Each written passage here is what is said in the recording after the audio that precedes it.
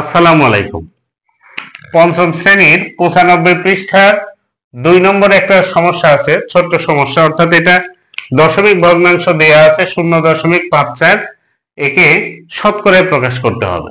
তো শতকরায় দশমিক ভগ্নাংশকে শতকরায় আমরা প্রকাশ করতে গেলে প্রথমে আমরা দশমিকটা উঠিয়ে ফেলবো।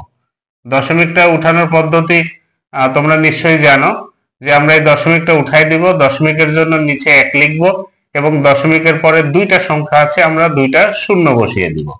এখন দেখো, যেহেতু দশমিক উঠাইছি, দশমিক নাই, বামে শূন্যের কোনো দাম নাই, উপরে শুধু 54 আর নিচে হলো 100।